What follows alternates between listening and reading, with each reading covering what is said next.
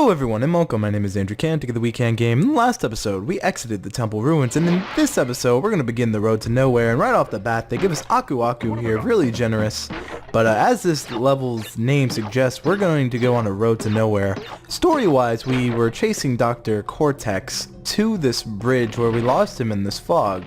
But actually, the reason why there's this fog here in this level is because they wanted a forward perspective level, but due to the limitations of the console, they weren't really able to get that just right. So they had to kind of incorporate the story into the limitations. And I find that cool when companies know the limitations of a console, they know that it can't handle too much, and they actually tie it into what's going on. I find that to be just a cool little thing they decided to do.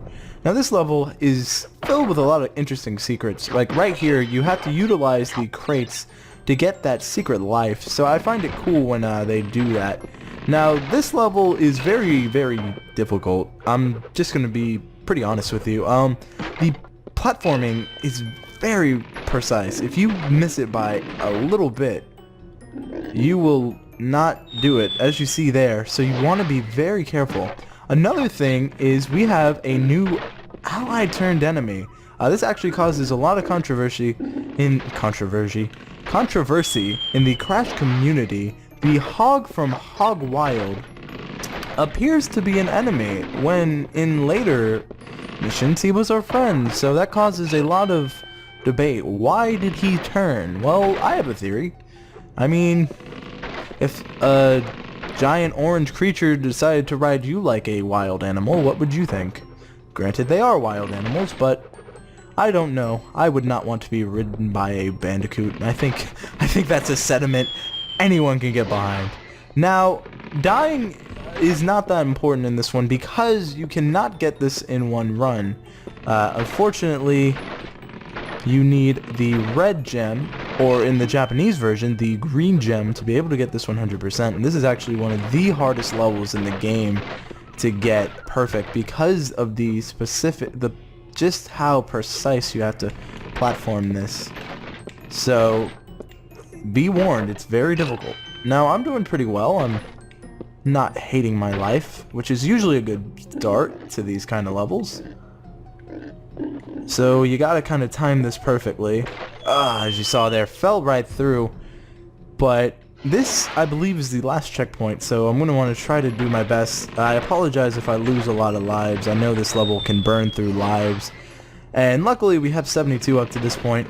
But I want to know, are there any game levels that you just know are difficult and that you can try your hardest, you just dread? Because this... oh yeah, I hate this level in this game. It is my, hands down, my least favorite. I like the concept of it, and I like how they took the idea don't look down, and they utilized it to make it its own unique level, and I like how they took the limitations of the console and used it to be a theme, but I do not like just how precise it has to be, and the controls could be a little better. I'm not going to say they're the best, but luckily they give us the third Tanya ticket. And we want to get this right, because if you don't, you won't be able to save, so let's go through here. Now this is the section that usually gets people. You just need to be very careful, need to jump close to these. Let that happen, and then you need to jump. Oh, God. Alright, now here we are in the bonus level. This bonus level in particular is kind of difficult. They're getting more and more difficult. So what you want to do is stand up here, because that'll explode the boxes, causing this to let us jump up here. So from that, we're going to want to, very specific, like earlier in the level, you need to be able to hit the middle one like that. And then, here we go. We have met Tanya, gotten 2 extra lives, and have gotten a checkpoint, 38% complete. Let us return to the main level. Alright, and we're back. Now this segment coming up is really interesting. We have to utilize the turtle's soft underbelly and use it to get ahead in this level. And what I mean by that is we kind of have to jump on it and then use it to kind of rocket us halfway through the level. It's very, very kind of finicky on how you get to it. So if you don't get it, it's all good. As we see, that's the red gem we need, but that's the end of the level and we will finally exit. Another thing to note is there's a very well-known glitch. If you jump on these ropes at any time during this level, you can actually jump on them to kind of exit and really run through this level if you're just wanting to go through it. But with that, we didn't get the 100% because, like I said, you need the red gem, which you can't get in that level. But in the next episode, we will be doing the boulder dash.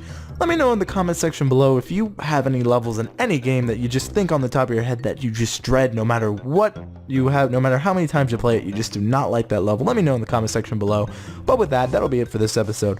Thank you all so much for your time. Thank you all so much for watching. And as always, I hope you have a great day. Bye.